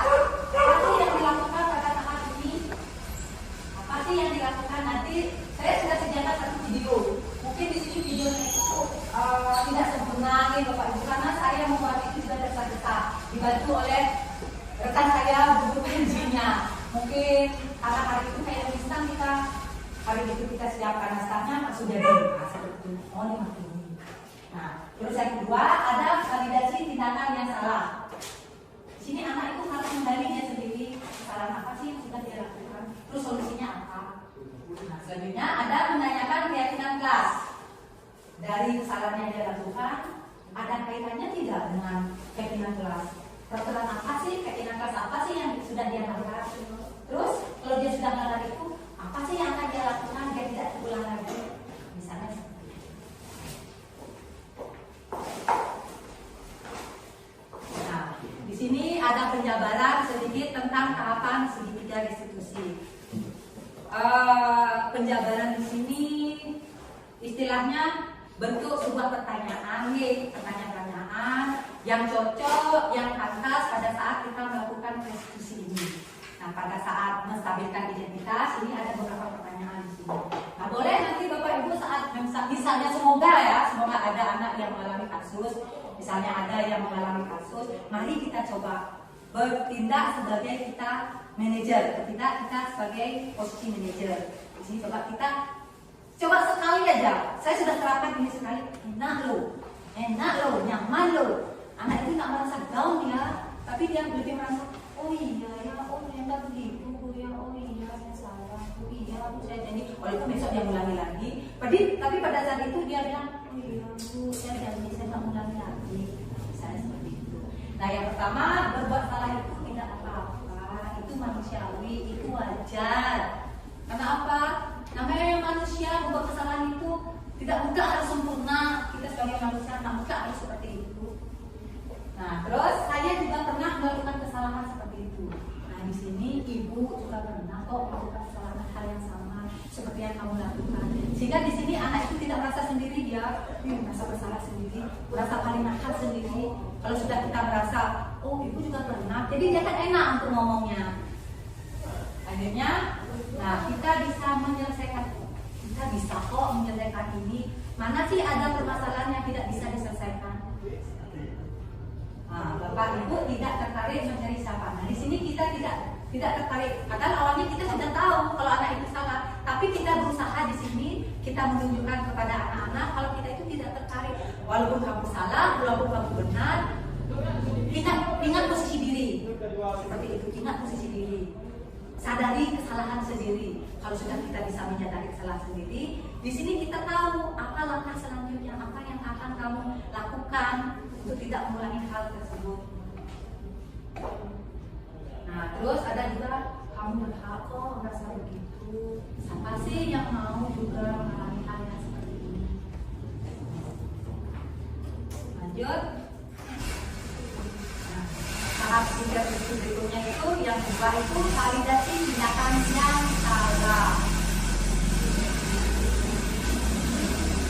Nah, ini kamu pasti punya alasan kan mengapa melakukan hal itu, misalnya seperti itu. Pasti kan anak punya alasan ya, nah mungkin seperti yang dijelaskan sama Bu Kari di sini, entah dia fun, dia senang untuk mengerjai temannya, mungkin dia ingin mencari perhatian, misalnya seperti itu. Terus yang kedua, kamu patut bangga pada dirimu sendiri karena kamu telah melindungi sesuatu yang paling buat kamu, yang penting buat kamu. Nah, contohnya misalnya di sini, kita memiliki suatu permasalahan. Anak, misalnya di sini Pak Adito mencoba punyanya Bu Seti. Di sini Bu Seti pasti marah. Pak Adito, ngapain kamu nyontek-nyontek punya aku? Kaplak lah itu di sini. Nah, seperti itu. Nah, seperti itu, otomatis di sini kan sebagai wali kita panggil lah di sini Bu Setinya kan, bagi Bu Setinya. Nah, mungkin Bu Seti mukul Pak Adito kalau Pak Adito nak cari gara-gara, kan gitu poinnya. Pasti ada alasannya. Nah, seperti pasti di sini Bu Setinya punya alasan sampai dia keplak Pak Adito. Nah, di sinilah fungsinya kita bertindak sebagai manajer. Gali dulu apa? Gali dulu apa sih permasalahannya? Kok bisa terjadi hal yang seperti itu?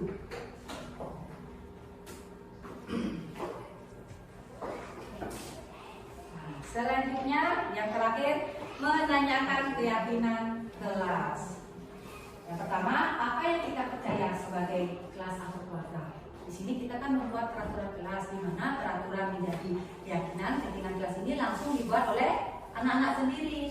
Jadi anak-anak itu siap, dia sudah membuat dengan idenya sendiri, dengan pemikiran dirinya sendiri untuk menuangkan keinginannya, mewujudkan sekolah impian, kelas impian dulu ya, sekolah impian, kelas impiannya.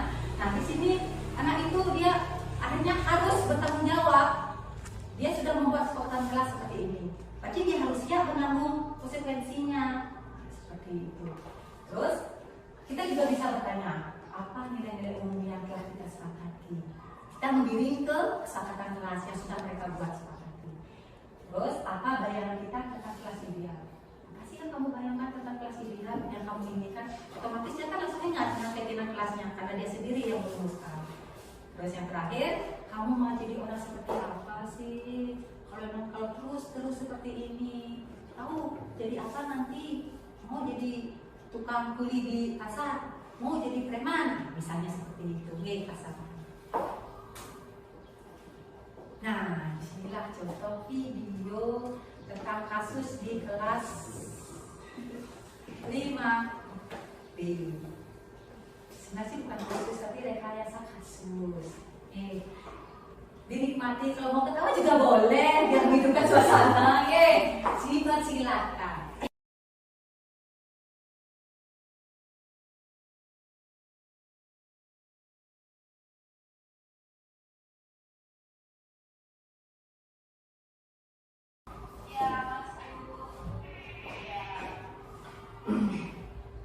Sebenarnya punya Burai lebih asik, lebih bagus, tapi karena dadakan langsung saya punya sendiri yang kita pakai.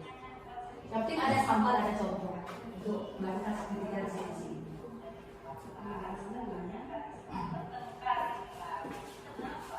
Ini Bapak Ibu.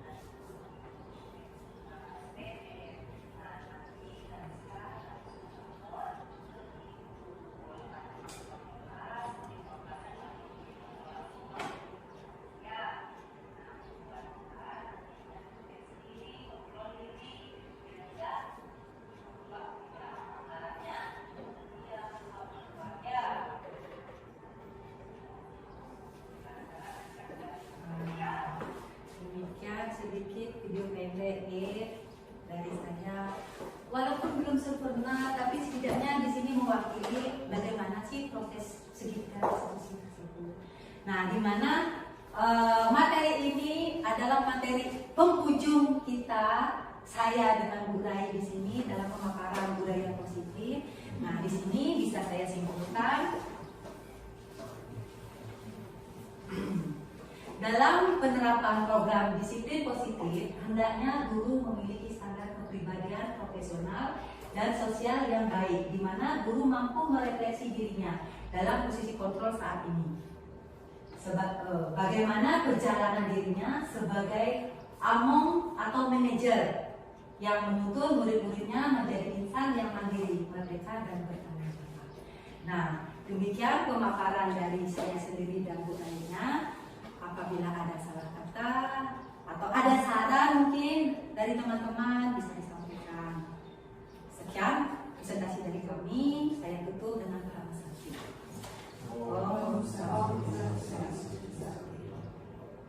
Adakah saran teman-teman? Atau dari pemaparan diskusi sharing kita berdua sudah bisakah nanti diterapkan? Atau sedikit aja nanti bisa kita terapkan.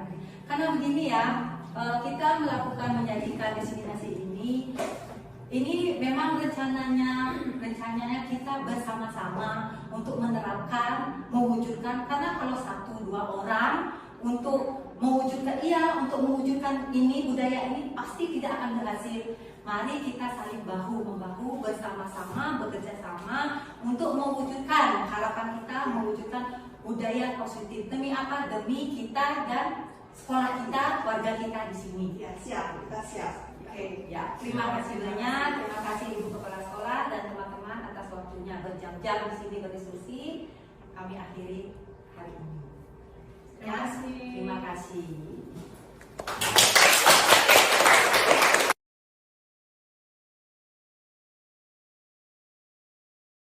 Selamat pagi anak-anak. Pagi, Bu.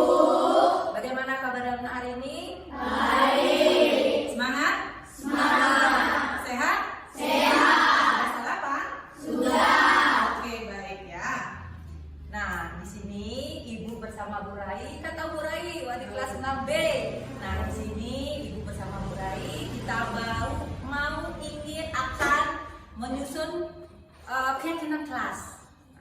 Ya, tapi sebelum menyusun keyakinan kelas, kita tentukan dulu peraturan kelas.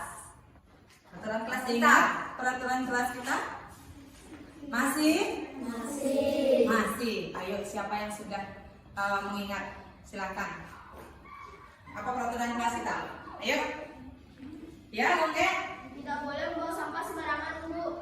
Iya, bagus. Lagi yang lainnya. Tidak boleh memukul. Ya, tidak boleh memukul, Abi. Bagus. Sarah. Tidak boleh datang terlambat. Bagus. Ayo yang lainnya. Ingat. Ya. Tidak boleh menyontek. Ya, tidak boleh menyontek. Bagus sayang. Lagi. Ayo. Yang di sini. Ya. Ayo. Tidak boleh membawa sampah sembarangan. Tidak boleh buang sampah sembarangan. Tidak boleh datang terlambat. Terus tidak boleh mengambil bukan miliknya. Mengambil barang teman ya, misalnya pensil, pulpen harus izin terlebih dahulu. Ya begitu Bu Raya. Ya, tepat. Jadi sekarang sudah mulai mengingat ya tentang peraturan kelas. Hari ini Bu Guru dengan Bu Titin akan mengajak anak-anak untuk bersama-sama membuat keyakinan atau kesepakatan kelas. Bisa? Bisa. Ya. Oke, bagus. Nah, dari peraturan kelas tadi yang kita bilang yang pertama apa tadi Bu Raya? Tidak membuang sampah sembarangan. Nah, dari kalimat yang panjang itu, ayo kita sama-sama jadikan dia satu kalimat positif, kalimat yang baik. Misalnya, tidak membuang sampah sembarangan. Contoh keyakinan kelas kita apa? Membuang sampah pada tempatnya atau menjaga kebersihan. Ya, lebih tepat ya sayang. Menjaga kebersihan. Itu contohnya. Nah, di sini Ibu sama Bu Rai membagikan kertas cantik, kertas kecil, post-it ya. Nanti anak-anak isi. Apa sih keyakinan kelas yang kalian inginkan, yang anak-anak harapkan, yang anak-anak impikan di kelas 5B di sini? Iya. Nanti ya dari keyakinan kelas itu kita bisa membuat budaya positif untuk diri kita dan nanti bisa diikuti juga dengan kelas-kelas yang lainnya ya, seperti itu. Oke? Nah, di sini kita kan menyusun keyakinan kelas ya Bu Rai. Pasti kalau ini anak-anak yang menyusun, anak-anak juga yang harus menentukan kalau anak melanggar apa sih konsekuensinya. Misalnya kalau anak membuang sampah sembarangan, apa konsekuensinya? Apa hukumannya? Yuk, kira-kira Apa? Kita harus pungut sampah yang kita buang. Kembali memunggutnya, membuang pada tempatnya. Kasih tepuk tangan lagi. tahu ya. Terus kalau misalnya melakukan pembulian, Heeh. apa konsekuensinya bagi anak yang memukul? Meminta maaf. Meminta maaf, kurang, temannya dipukul Lagi. Ada lagi yang lain? Kalau maaf aja kan bisa nanti diulang lagi, biar lebih gini tidak lagi mengulangi hal itu. Ya, Suci? Menghukum, kita bagaimana hukumannya? Seperti apa contohnya? Memberi Memberi nasihat. Oke, tadi siapa yang mau naik tangan? Tidak mengulangi lagi. Tidak mengulangi lagi. Nah, nanti sambil jalan kita ibu buatkan konsekuensinya ya, lalu kita nanti satu orang perwakilan dari kalian, mungkin ketua kelas atau 2 orang dengan wakilnya nanti menandatangani kesepakatan kita ya. Nah, sekarang kita susun dulu keyakinan kelas ya Bu Raya. Ya, yuk. Bagikan. Ditulis ya. Sesuaikan apa yang mau anak-anak yakini untuk kelasnya biar nanti menjadi budaya yang positif ya. Terus jangan lupa setelah dibuat ditulis harus dilaksanakan ya, biar tidak dibuat saja. Ayo tulis. Ayo tulis sayang, silakan ya, tulis. Satu kata aja, atau 2 kata.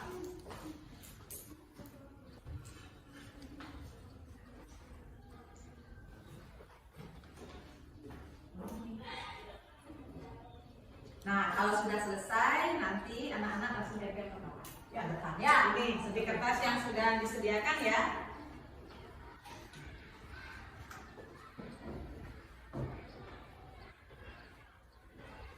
Langsung saja ya.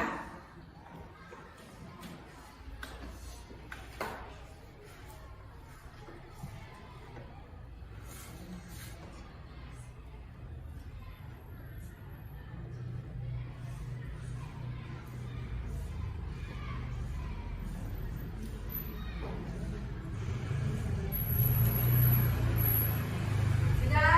Nah, sekarang tempel ke depan. Sudah selesai. Tempel ke depan. Ayo. Ayo, tempel ke depan. Ini saya semuanya, ayo, ayo.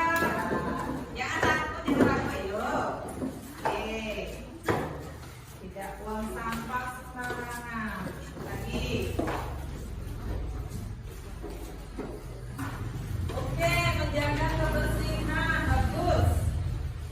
Menyayangi teman ini, menjaga Iya, kebersihan. toleransi, saling menghargai. Iya, datang tepat waktu. Ya. Sebelum dan setelah berdoa. Toleransi, jaga. Terus ya.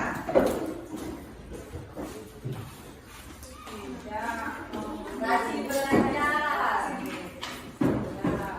tidak menyontek. Disiplin. Oke. Jujur. Oke, bagus ya. Semuanya sudah. Menjaga kebersihan.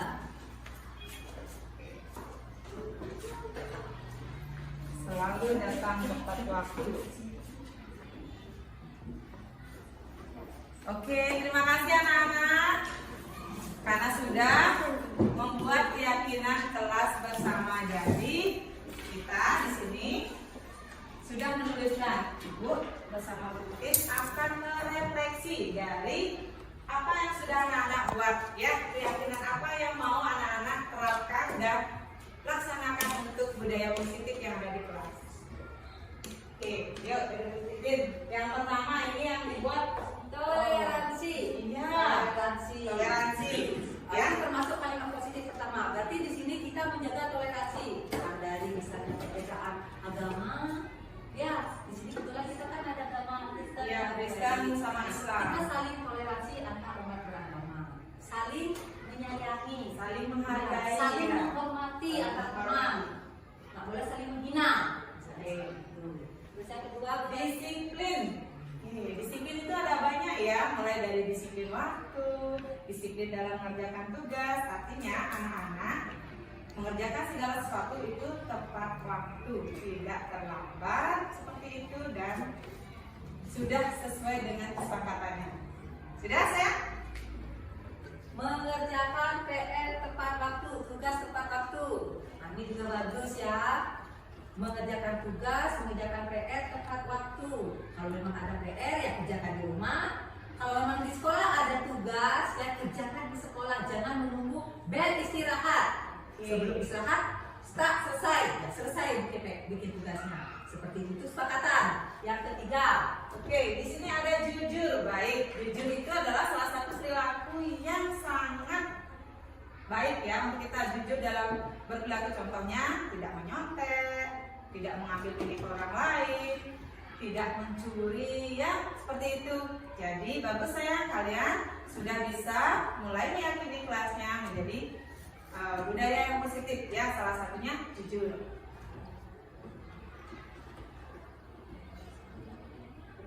Nah, yang terakhir di sini ada menjaga kebersihan. Nah, jadi ingat, kelas kita dari awal sudah dibersihkan oleh piket, pulangnya pun dalam keadaan bersih. Jagalah kebersihan, jangan berpatokan pada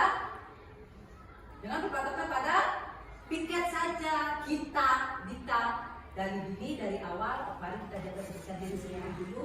Pungut sampahnya, kalau kita punya sampah, anak sendiri punya sampah, ingat langsung buang pada tempatnya dan ingat pilah di sana. Nah, yang terakhir, tidak memukul itu. Ya, tidak memukul itu adalah Stop bullying. tindakan yang tidak baik ya, perilaku yang baik. Nanti kesepakatan kita yang terakhir itu adalah stop bullying. Tidak boleh melakukan kekerasan di sekolah, apalagi dengan teman. Kenapa? Karena yang namanya di sini kita sekolah di 2 SD 2 LB, kita itu semua saudara. Ada si A, ada si B, tapi kita semua saudara di sini. Ya, jadi saling bersama-sama, jangan melakukan kekerasan, memukul. Kekerasan itu tidak hanya memukul, tetapi berkata kasar, menghina, temannya menjadi sedih itu pun juga termasuk bullying ya, jadi tidak boleh. Sama seperti tadi toleransinya bagaimana ya. Nah, kesepakatan kelas sudah terbentuk. Nah, itu apa? Ini terakhirnya kita sekarang yaitu membuat kesepakatan konsekuensinya. Ya. Nah, nanti anak-anak satu-satu ke depan tulis apa konsekuensinya. Nanti ibu akan ketikkan. Ya, yuk dari Abi maju ke depan. Ya, tadi kan sudah diyakini kesepakatannya apa. Sekarang kira-kira kalau ada temannya yang membuat kekeliruan atau kesalahan tentang keyakinan itu, solusinya atau konsekuensinya apa yang mau dibuat jika ada teman yang melanggar seperti itu ya. Lanjut, ayo sini adik, ayo Aurel tidak bisa langsung ya. Sini kelompoknya.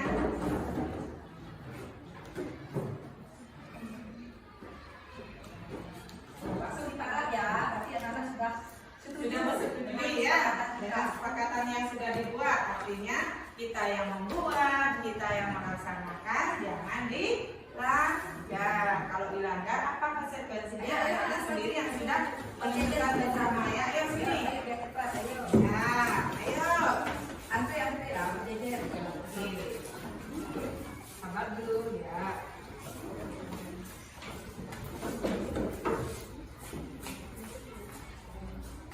Baik ya, kalau kita sudah berperilaku yang baik dari dalam positifnya, pasti kelas kita juga akan menjadi kelas yang positif juga, baik dalam berperilaku, berbicara, melakukan tugas dan semuanya. Maka besar harapan kalian, impian untuk kelas 5B akan terwujud ya.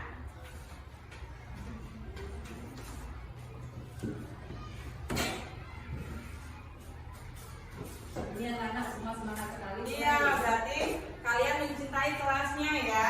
Kalian juga sayang dengan semua teman-teman. Artinya kita di sini bersama-sama belajar, duduk menjadi apa Abi?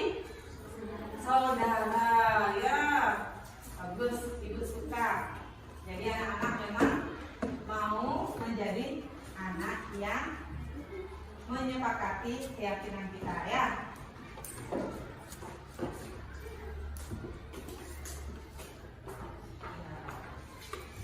Sudah semua ya? Oke. Nah, kesepakatan kelas kita sudah terbentuk, hasilnya juga sudah ada. Ya, nanti ibu akan saja, tinggal nanti ketua kelas dan wakilnya mewakili teman-teman untuk melakukan kesepakatan dengan ibu, menandatangani bahwa ini kalian buat sendiri, anak-anak susun sendiri atas golongan diri sendiri, bukan golongan dari bapak ibu kepala sekolah di sini ya. Nah, untuk kegiatan hari ini, pemateri hari ini, ibu cukup sekian sampai di sini. Ya. Ibu tutup dengan kata Mas Santi. Om Santi Santi Santi Om. Selamat beristirahat.